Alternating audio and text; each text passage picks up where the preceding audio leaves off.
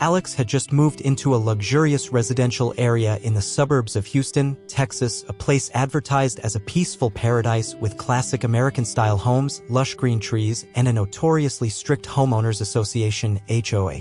But Alex had no idea that this so-called paradise would turn into a living hell under the hands of Karen, the HOA president. It all started on a beautiful morning. Alex, a 30-year-old construction engineer, had just finished installing a modern iron gate in front of his house. The gate was designed with a minimalist, industrial touch featuring sharp lines and a glossy black finish. It wasn't just a part of the house, it was Alex's pride and joy, something he had spent an entire month designing and installing himself. But his joy didn't last long. That very afternoon, a letter from the HOA arrived. Alex opened it and read the bold text, "Request to remove the gate in front of your house within 48 hours. Your gate violates the traditional architectural regulations of the neighborhood." The letter was signed by Karen Thompson, the HOA president. Alex frowned. What was wrong with his gate? It wasn't too tall, too flashy, and it certainly didn't bother anyone. But Karen, a middle-aged woman with short blonde hair and a face that always looked like she had just smelled something unpleasant, thought otherwise. The next day, Karen showed up at Alex's gate. She was dressed in a flashy pink dress, carrying an expensive leather briefcase, and her eyes were filled with defiance. "Hello," Karen said coldly. "I'm Karen Thompson, the HOA president. Have you received our letter?" Alex nodded. "Yes, I have.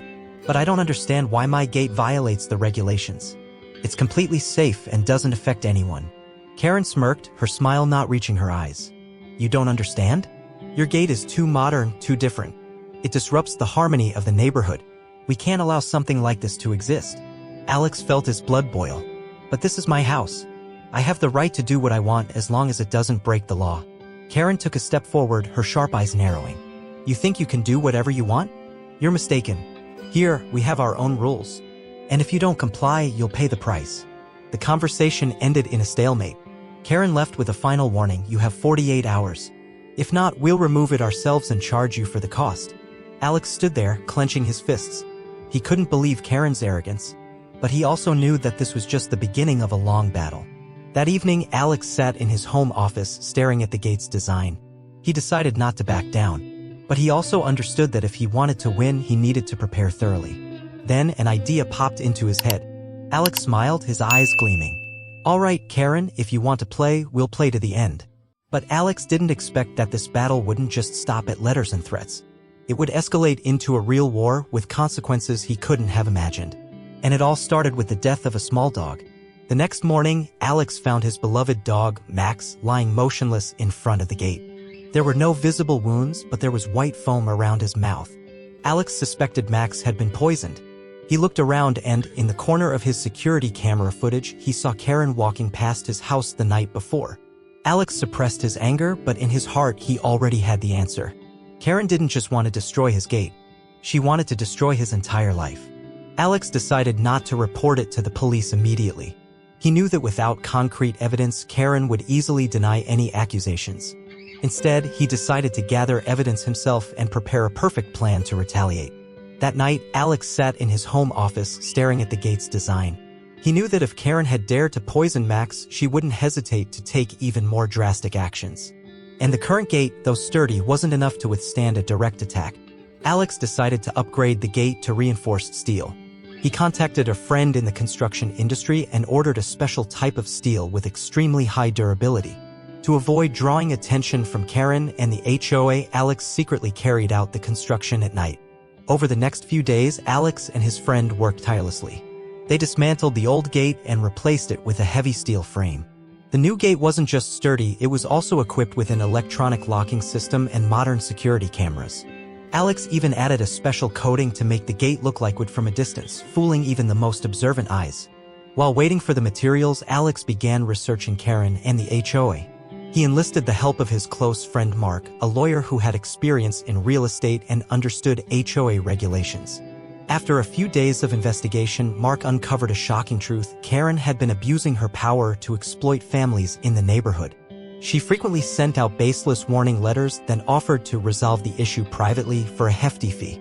Many families had paid to avoid trouble, but no one dared to speak up for fear of retaliation. Mark also found evidence that Karen had previously been sued for harassment and intimidation. However, thanks to her connections and manipulative skills, she had always managed to escape consequences. With this information, Alex and Mark devised a counterattack plan. They decided not only to protect Alex's home but also to expose Karen's true nature to the entire community. Alex installed additional security cameras around his house, ensuring every angle was covered. He also set up a motion sensor system that would automatically record and send alerts to his phone if anyone approached. Meanwhile, Mark prepared the legal documents ready to sue Karen and the HOA if necessary. He also reached out to families who had been bullied by Karen, encouraging them to come forward and provide evidence. One night, while Alex was checking the security cameras, he received a motion alert. He opened the app and saw Karen standing in front of his gate, holding a strange spray bottle. Alex held his breath, watching Karen's every move. She looked around, making sure no one was watching, then began spraying a liquid onto the gate. Alex immediately recorded the entire incident and called Mark. "Mark, she's vandalizing my gate. I have the evidence now." Mark nodded. "Good. But don't act rashly. We need more time to gather enough evidence. Let her dig her own grave." Alex agreed. He knew that Karen was gradually falling into the trap. And when the right moment came, he would teach her a lesson she would never forget. One evening, while Alex was sitting in his home office, he received an alert from the security camera system. The screen showed Karen driving her black Range Rover SUV straight toward Alex's gate. Her face was flushed and her eyes were filled with rage. Alex quickly turned on the live stream app, connecting to his social media account. He knew this was the opportunity to expose Karen's true nature to the entire community. Karen stopped the car a few meters from the gate, stepped out with a defiant look, and shouted, "Alex, who do you think you were to challenge me? I'll show you what real power is." Alex didn't respond, silently observing through the camera. Karen got back into the car, slammed on the accelerator, and charged straight at the gate. The SUV roared forward like a giant beast ready to devour everything in its path. But what Karen didn't expect was the reinforced steel gate Alex had installed. The SUV crashed into the gate, but instead of collapsing, the gate only shook slightly. The impact caused the airbags to deploy and Karen was thrown hard into the steering wheel. The car reversed a few meters, its front end crumpled, and smoke began to rise. Alex live-streamed the entire incident, and within minutes, hundreds of people were watching and sharing the video. Neighbors began to gather, everyone stunned by the scene before them. Karen, with blood streaming down her face and a broken leg, struggled to get out of the car. She staggered, pointing at the gate, and screamed, "You idiot. You think you've won? I'll destroy this disgusting gate." Alex stepped out of the house, still recording with his phone. He looked at Karen coldly. "Karen, you've gone too far.